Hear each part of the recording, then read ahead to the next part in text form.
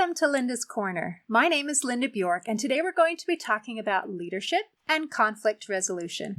I'm delighted to welcome special guest Jerry Fu. Jerry is a conflict resolution coach for Asian American leaders. You can reach Jerry at his website, adaptingleaders.com, and I'll include a link in the description. Welcome, Jerry. I'm so glad that you could join with me today.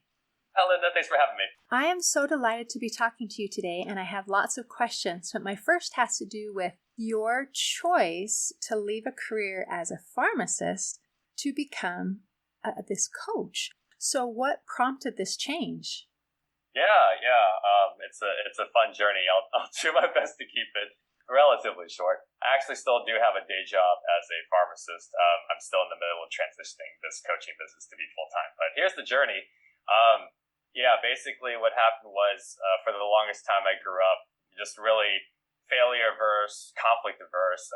Leadership was something that seemed very foreign, and I just didn't believe I could get good at it. And then the few times I would try to hold like a position that required leadership skills, it didn't go well. And so I just felt like if I can't do it well after 3 or 4 times, I would probably never get good at it, right? It's just that pessimist side of me. It's just like, I don't like looking incompetent. I don't like this growth process. It's painful. I'm just not going to stick it out and maybe hopefully get better at it. And so I took this mentality into college, even though I was, had a fairly successful high school career. I got into college, and realized very quickly I was dealing with a higher level of talent. Initially went in pre-med, quickly realized that I was not going to last unless I had a clear reason for becoming a doctor. And so, still said, well, I want to do something in healthcare. So pharmacy seemed like a reasonable alternative. I convinced the pharmacy school that I would make a good pharmacist. And next thing you know, it's a decent job, right? Quality of life is relatively okay. It's for a while, pharmacists were making 6 figures. And so I got comfortable, especially when, my mom's mentality was, hey, work for this chain pharmacy. And, just do what they say. Doesn't matter how uncomfortable or unhappy it makes you. Just, the benefits and the security and stability that they bring you, are worth that price. And, from her standpoint, being an immigrant, it's understandable. I can appreciate what she's telling me to do, even if I knew long term, I knew it wouldn't work for me. And so after 5 years of working in this chain pharmacy, at one point I realized I just had enough. Like, it didn't matter that they gave me a 3rd week of vacation, because if the other 49 still stink, right? You're just like, no, that's not a good trade. And so I started to look for other options, and I wanted to teach students, but didn't have a PhD or residency required for an academic, like a conventional university job. So the next best thing was to work for a pharmacy consulting company here in Houston that contracted to teach students. And so a friend who worked there said, hey, I know you're looking to teach. Do you want my old position? It's available. You can apply for it if you're interested. I said, absolutely. And so I'm moving to Houston. This was 11 years ago now. I moved to Houston for this job. It was a part-time job. I'd have to earn my way and show them that I was worth keeping around. And 11 months later, I got fired, Linda. Why? What happened? No, it's my fault. Like, I realized I wasn't serious about becoming a credible instructor, and plus I didn't get along with my boss, and that's never a good sign, right? So writing was kind of on the wall. Yeah, it was my fault. Like I said, it was a tough lesson to learn at the time, but I can look back and say now it really was the wake-up call I needed to realize that, this successful victimhood of where I had some level of success but was still unhappy with where I was in life, wasn't going to fly with this company. And so that's when the roller coaster got really interesting, where I ended up at an independent pharmacy house of cards job where 4 of my paychecks bounced while I was filling for crooked doctors. And so not only was I, jeopardizing my license, I wasn't getting paid for it. And then I had a really well-meaning but misguided view of grace where I said, well, let me honor my part of the contract, even if my boss is not honoring his.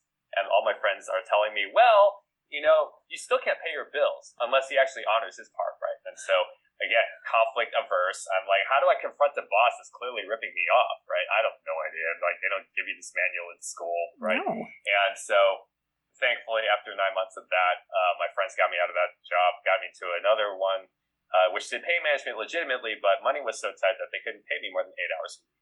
And so I said, well, what do I do? And they said, you can get more hours from us in Austin if you're willing to drive out there, which is about 2.5 hours away from Houston. there are worse places to end up, but it just wasn't home. And so I'm working in Austin, living in Austin, trying to rent a room from some friends I have out there. And I have no idea what my life is going to look like at this point, right? And so that summer, this is 2012 now, I had a unique opportunity come up from some friends of mine who run a pharmacy leadership nonprofit, through our fraternity. And so they said, hey, we know you've been facilitating leadership, or not leadership, but workshops on the fraternity side, but we have an opportunity for the leadership meeting that we're doing. Would you be interested? And I said, absolutely. I love these people. I love working with them, and they're giving me an opportunity I hadn't had before. And something happened, Linda, when I started to teach leadership.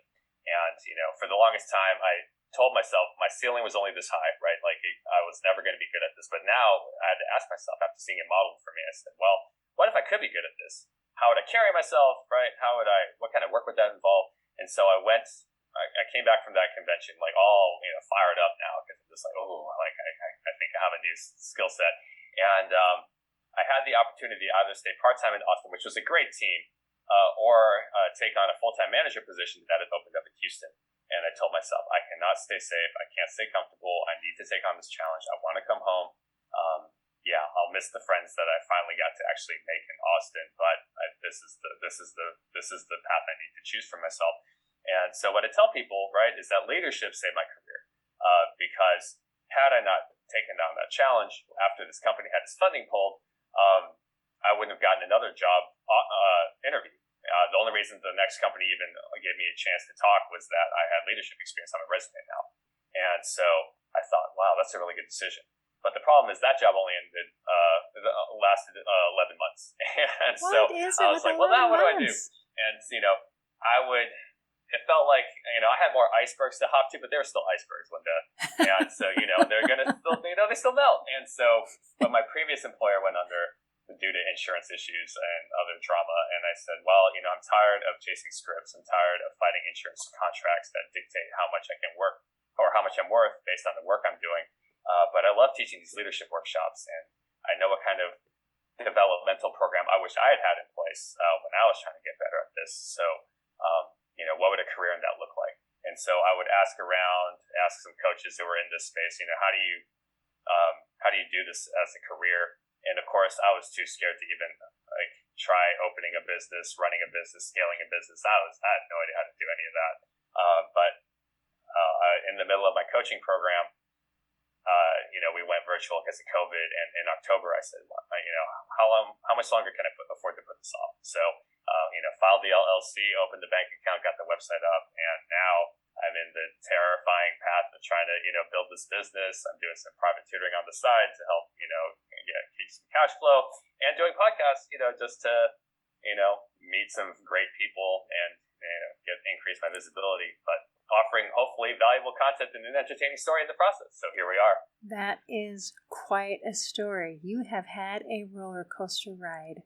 I did not expect that. I was thinking more security would be in line with your line of work. And it's so interesting. So many thoughts you had put together where it's so normal for people to want to be safe.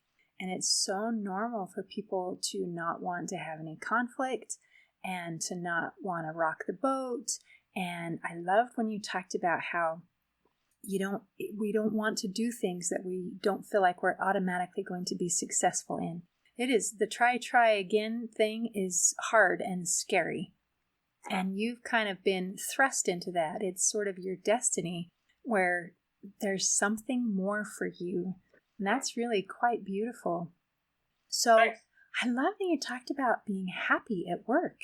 I think so many people, they go just where we have the idea that our responsibility is to you just keep grinding those wheels, and you make the money and you pay the bills, and happiness doesn't matter. Personal fulfillment doesn't matter. You just do the thing. Yeah. So are you enjoying what you are doing now? Are you happy? Yes and no.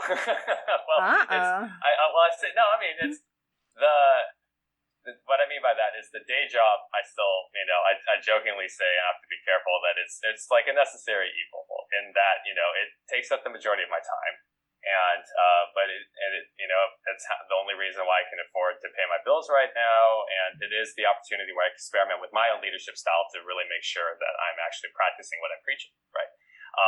So in that regard, it's less about what you love as knowing what is most satisfying to you, right? They talk, like, a lot of leadership books talk about the difference between passion and purpose. Like, passion can wane, but if you have a greater purpose, you're willing to tough out, more difficult moments, knowing that there's a greater reward on the other side, right?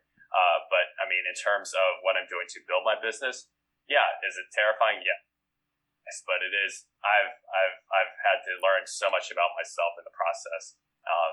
Whether it's my fear of rejection or dealing with my own conflict on this side, failed opportunities, everything. The alternative is worse, right, Linda? Building a business, scaling a business is hard, or at least, it has a share of challenges. But what's the alternative? To go back to a 40-hour week job that I'm really not finding satisfaction in? No, our lives are too short for that. So, absolutely. That's fantastic.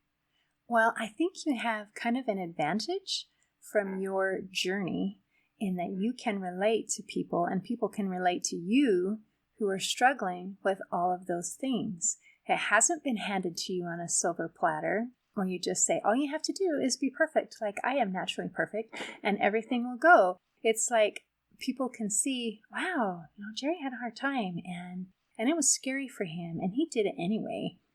And I've heard that courage is not being afraid, it's being afraid and doing it anyway. And Absolutely. You've shown a lot of courage in moving forward and in trying new things. So that's fantastic. So you talked about some of your leadership style. So what is your leadership style? Yeah, I patterned my leadership style off the pharmacist that I co-facilitated with back in 2012, a guy named Michael Negretti. Happy to shout out his name because whether intentionally or not, he provided me a blueprint for me to be effective because I saw the way he brought out the best in me.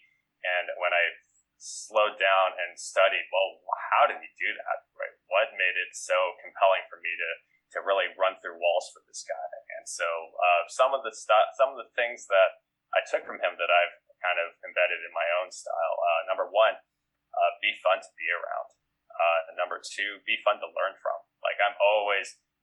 Once I unlocked the kind of books that I really love reading and improving myself with, oh my gosh, I'm sure people are just like, oh, Jerry has got some interesting, fun insight. I gotta hear more of what he's learning right now, right?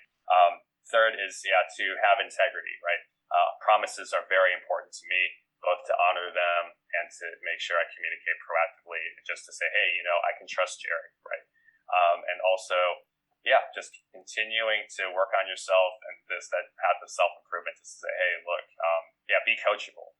When someone has tough feedback for you that you don't want to hear, it's to remind myself, and I say this because I used to think, oh God, I don't like feeling incompetent or, but if all it is to recognize, hey, this is for my good and for my benefit, and then I can receive this as well. I learned listen and not to interrupt, right? That's another thing, just to be sure that you take people seriously. Show them respect. Show them that even if you disagree, that, I care about you and I want what's best for you, even if it means having a difficult conversation about some bad habits we need to address. So those are some of the things that come to mind when it comes to my leadership style. And, just to, grab people's attention. Maybe there's an interesting story or example to study or learn from. And let's not just have a staff meeting every day and discuss what needs to be covered. Let's have, we have that, but also to, share stories or other things so they're not just playing. So my technicians aren't just playing on their phones, half paying attention, half dealing with it. It's that's the challenge, right? Let me find such an interesting example that they're willing to put down their phone to pay attention, right? Instead of me just cracking the whip. Okay, that's raising the bar. Something that you can put down your phone for. Okay, so you talked about some difficult conversations, and I guess let's talk about difficult conversations and conflict resolution. And difficult conversations have not been your strong point. I can't believe that you kept working for a boss who did not pay you. That is not good. And you said your friends got you out of that? How do friends get you out of a job? Well, they kidnap you or it's something? More about, Yeah, no, it's a great question to ask because basically, my network is my network, right? And they just said, like, one of my friends said, "Hey, I'm working for this, pain management pharmacy, and they're looking to hire. Let me help introduce you to get an interview for you, so that way I don't have to keep staying at this, shady job because yeah, it was tough." What's funny is, I had some tension with my parents when they found that I was in this situation because they're like, "Well, hey, Jerry, you shouldn't jump off your horse until you have another one to land on." And I'm just sitting there thinking, Dad, like my license will get in trouble if I continue to stay here any longer, and I can't promise that he's even going to pay me. Any a 2-week or even a month gap in my resume is not going to kill me if this is the reason for it, right? Because people ask me, well, what? How come you have been working for a month? It's just like, well, my paychecks were bouncing, and so I had to leave. And no one said, oh, well, that's too big a gap for us to trust. And true, like you don't want a long gap. Like if I'm like waiting 6 months or no, now that's not me. But like, to have just a gap of like a month or two, understanding that I've been actively looking for work because I couldn't afford to stay there. We understand. But yeah, it was definitely my network is what saved me over and over again, right? Whether providing me opportunities or training that I wouldn't have had otherwise. And it's the classic, you can give me a fish or you can teach me to fish, right? Sometimes you need early on, you give me a fish, right? I need to eat something, but the long-term goal, right, is help me stand on my own 2 feet and then be the kind of candidate that will automatically generate leads and interest instead of having to rely on my friends for handouts every single time. But the host has to be there because they may have opportunities you wouldn't have available to you otherwise. So have that available, but don't make it your crutch, right? Yeah. That is fantastic. I'm so glad that you have a good network that really has your back. That is amazing. Now, when we're talking about difficult conversations, and you talked about conversations with your parents, that's another place where we can have difficult conversations. It's not just at work, it's at home. So can you give us some conflict resolution, some tips? How do we do a good job? Yeah, great question. So the framework that I've kind of made my own recipe, I guess, based on books I've read and my own personal experiences. So some of the literature that helped me out, if you're not good at something, just look up a book on it, right? And so there's a great book, I just typed in difficult conversations on Amazon and, a book came up and that was pretty good. Another book, if you guys want to look at my source material, there's a great book called 4 Conversations by Jeff and Laurie Ford. And one of those 4 conversations is called a closure conversation, where they talk about in an organization, how do you deal with broken expectations, or if something didn't go as planned, how do you address that? But yeah, as you said, right, these are more business and work situations as opposed to personal ones, like with parents. But so the 5 steps that I've told people, that can apply to any situation, really. The first is to picture what success looks like. What does a successful conversation look like with my mom or my dad, or a relative, right, that has an influence in my life, right? We joke about, I remember one of my Asian friends from college talked about how he had an aunt who would always ask him, when are you taking your MCAT? And you're just sitting there thinking, oh God, I can't believe this is a priority for her. But yeah, picture what success looks like. Does it sound something like, Mom, thank you for sharing your thoughts. Thank you that you care so much to care about making sure that I don't suffer, or that I have some degree of stability in my life. And I'm going to, this is the path I'm going to pursue because I know, I will find a way to pay the bills as I'm pursuing, what I think is meaningful work, right? Imagine how that conversation would go, because it may not involve them agreeing with your path. You just need to come to a point of closure, right? Like some of the funnier, not funnier, but higher stakes situations I had to deal with when it comes to picturing a successful conversation. At one point, I was serving on my second day serving as a church class director. I found that one of the newer guys was sexually harassing women in the class. And so, I had to quickly, what's a successful conversation, right? I'm just terrified, Linda. I'm just like, they didn't give me a manual for this, right? They didn't tell me I was going to have to deal with this You situation. have to write but, it. Yeah, you're the goalie. You gotta take care of this. You gotta make the save. And it's like, okay, let me, in this case, right, it was like, let me frame this as 3 options for him. Because number one, it's like, okay, buddy, number one, if this is a misunderstanding, they're just you're not doing anything wrong, but they're interpreting your signals wrong. Okay, you need to go clear that up. make sure you don't do whatever's offending them anymore, even if like you didn't mean any harm by it. Number two, you actually are harassing them, which means you need to apologize and need to stop that immediately. Or three, you insist that you're not doing anything wrong, which means that it's your word against hers, and I have to ask you to leave because I've known her longer than I've known you. So which option is it, right? So this is what I mean by success. It's not meaning, oh, I need to get him to apologize right now and just assume that it's going to go well. Maybe it's just to say, hey, you know what? I just need him to take action, right? I need my parents to understand, okay, hey, look, they can only control so much of my life, and, you know, I need to get them to agree that my decisions are my decisions, right? So that's the first step. The second is to get 10 seconds of courage. And what I mean by that, right, people think, oh, I have to be Superman or Wonder Woman to actually, you know, follow through with this and pick up the phone. It's like, no, you just need enough to set you in motion so that you can't backtrack and, like, you know, once you slam the gate shut so that when you move this forward, if you backtrack, you basically just waste your time and theirs, right? So say, hey, can I get 10 seconds of courage to pick up that phone, send that email, send that text? You know, because you just need to set that in motion, right? The third step would be to script your key phrases, like write them out. Like, what do you want to be sure you address in this conversation, whether it's on note cards or otherwise? The fourth step is to rehearse these phrases, right? Because it's one thing to write them down, it's another to actually say them out loud. And then, you know, role play with some friends, right? Just to say, okay, you know, what are some things that I can anticipate? What is some pushback that they might say? How do I respond to that? And then 5, you have to do it. Like, you know, you can prepare all of this, but if you don't actually follow through, you have to ask yourself, what is the cost of not having this conversation? You know, how much longer can I afford to tolerate feeling resentful and discontent? So those are the 5 steps I usually tell people. That's when it comes really to good with advice. So now I'm almost wanting to try it out. So in one of your situations, and one of those people that maybe a boss or somebody that you would have liked to say something to, okay, I'm your boss and I'm dishonest and I'm not paying you. Let's have a conversation. What are you going to tell me? Yeah, so if I could do it all over again, right? Assuming that he didn't already address it, which we got to kind of finesse this thing out, right? You know, you can just tell him and just like, hey, you know, look, James, can you tell me what's going on here? You know, I just need an explanation. At least I just want to hear your side of the story, right? But part of the tips is to get curious about it.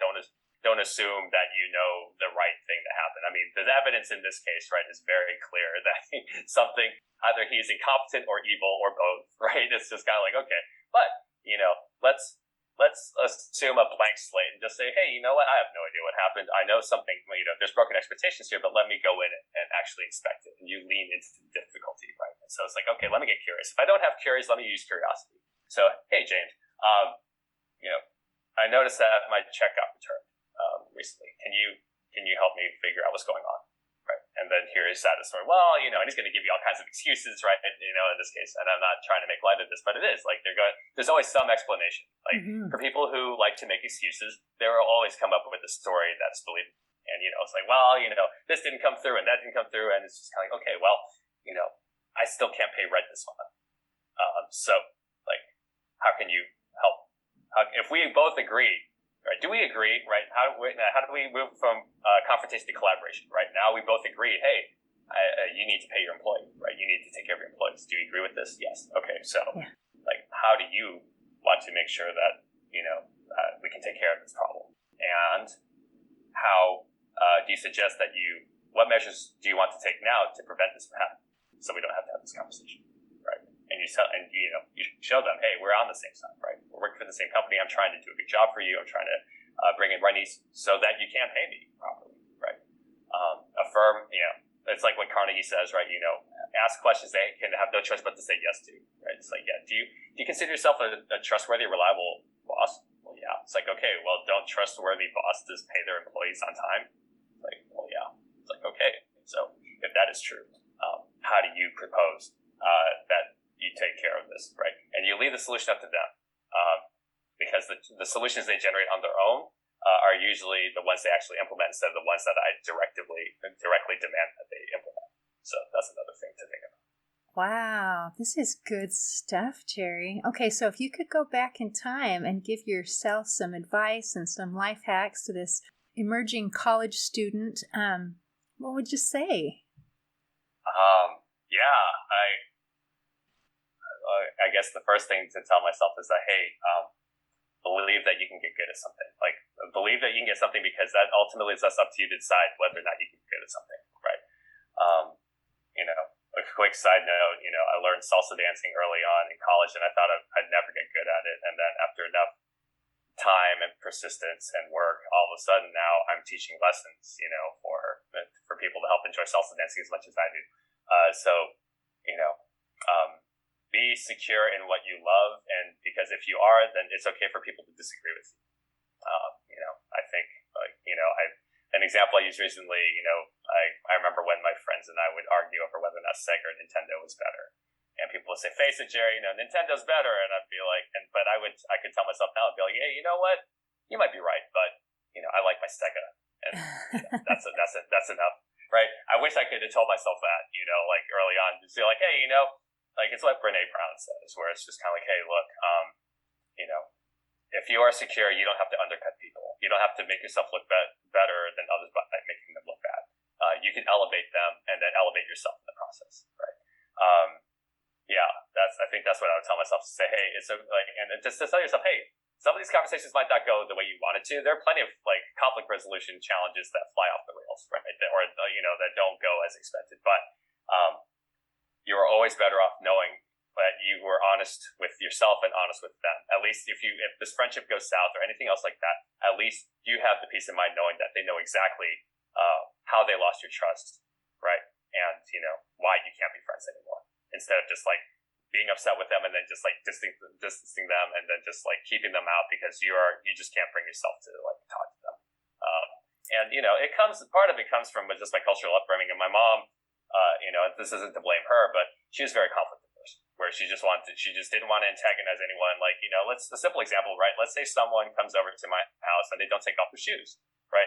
An Asian standard, right? Hey, take off your shoes. And it's like, oh, well, do I tell them? Oh, I don't want them to be upset. And you just you're already sabotaging yourself instead of just saying, hey, man, would you mind taking off your shoes? This is just how we keep the floors clean, right? Give them a good reason as to why they should take off their shoes. Take off their shoes, right? And that's all it takes. What are the chances that they'll say, no, I don't want to. My feet are ugly and I don't want you to see them. It's like, no, it doesn't work that way, right? At the very least, ask, because the worst they can say is no. And, that's not a bad thing. No, that's another thing I would tell myself. No means freeing yourself up to look for another yes. I'm still working on that myself. I've been great about doing that for podcast guesting. I'm still working on that for clients. But just to let people know, hey, I'm a work in progress too. I might be a little further along, but hey, I still have these struggles. But what's the turning point? When I know, as you said, courage is not the absence of fear; it is acting in spite of it. Mm-hmm. So give courage. Hey, if I can do it, you can do it for sure. That is fantastic, and I love that those little things, like even the question about taking off your shoes, it's 10 seconds of courage, where you just go ahead and stand up for yourself. That's beautiful. I love how empowering the idea is of being able to gain that personal confidence. We're not looking to win the fights. We're looking to kind of work our way, avoid if possible, but not everything has to be a fight. It's not necessarily a fight to say, this is what I want, this is how I feel, this matters to me. And that is quite beautiful. So you've done a great job and you're doing a good journey. And you talked a little bit about culture, and I think you mentioned that you were kind of specifically working or targeting with an Asian population, trying to help. Is that because that is a cultural thing, to have that adversity, really, where you don't want any conflict? Or is there another reason? No, that's exactly it. Part of it is just strategically niching, because initially when I said, hey, I have this leadership credential, I paid a lot of money to get this credential, but then you realize there's leadership coaches are a dime a dozen. So many people on LinkedIn, right? They say, oh, I am a change management specialist, all these other things, right? And they're like, well, who do you help? And they're like, oh, anybody who needs my help. Everybody needs my help. And it's boring, right? If you're trying to help everyone, you will help no one. And so I had to quickly niche down and say, well, number one, I have a heart for people 10 years that were 10 years ago where I was, right? They're just my parents told me this one thing, but it's not working out. and I'm getting messages from, my current culture that I, may or may not agree with, but it sounds fun, but I don't even know what I want, right? So you have conflict within yourself, you have conflict at work, you have conflict with your family or your cultural expectations. How do you navigate that, right? And then, based on all my personal and professional challenges, every one of my friends told me, hey, Jerry, it's right in front of you. It's conflict. Like, this is your specialty, whether you like it or not. And much like leadership, conflict is a struggle that became a fascination. Like, you struggle with something enough and you realize, you know what, maybe there's a lot to this here that I didn't appreciate. And now, right, I am, and even as I'm terrified every time I have to correct somebody still, but knowing that, hey, you know what, I've been at this long enough to know I'm certain of a successful outcome. And it's not about twisting anyone's arm. It's just about empowering them to realize, hey, you know what, Jerry would bring this up unless he cared about me. Whether it is, a roommate who defaulted on his lease and that I had to deal with that. And just recognizing, hey, you know what, yeah, even if I have to evict the guy, Jerry is not doing this to insult me or humiliate me. He's just enforcing loving consequences of what happens when, I am not honoring this agreement. And, I can fire someone with dignity. I can evict someone with dignity. This is not about, I'm going to get you. It's like, no, people are people, right? And we need to show them the respect, even if they've lost my trust or respect. Like, I still need to show them that they are human and acknowledge that. Isn't it interesting how holding people accountable for their choices and their actions is actually a form of respect? And I really like how you brought that up. That's very insightful. Thanks. And I think it's also very empowering. I don't think we can be our best selves if we are not held accountable for our words and our actions. So thank you. Thank you, Jerry, for sharing your journey and for your insight and your wisdom. I really loved, my favorite part was walking through those steps to be able to have a conversation. I thought that was brilliant. So I'm going to have to go listen again and write it down so I can have all the pieces. And even better, you can do that. I've been flattered when podcast hosts tell me, I got to go back and listen to this. And if you want a free reference, you can actually go to my website, adaptingleaders.com, and get a free PDF download of the framework I taught. Beautiful. And so you can do that. So if you want to take notes, you can. You want to transcribe the podcast, great. If you just want a free PDF, just sign up with your email address. I'll send it right over. You can also schedule a free 30-minute phone call consult, if you want to share your story or if you want some help, walking through a situation that is complimentary. If you want a formal coaching package, we can talk about it from there. But for right now, there's no strings attached. It's just, hey, here's a free PDF. Here's a complimentary, phone call, and just share for sure. That is fantastic. And I will make sure to include the links in the description as well. Thank you for sharing all these wonderful things that you are offering. Absolutely. In closing, I'd like to share a quote by author and speaker Thomas Crum. He said, "The quality of our lives depends not on whether or not we have conflicts, but on how we respond to them." Today, I invite you to improve the quality of your life by choosing helpful, healing responses to the conflict in your life. See you next time on Linda's Corner.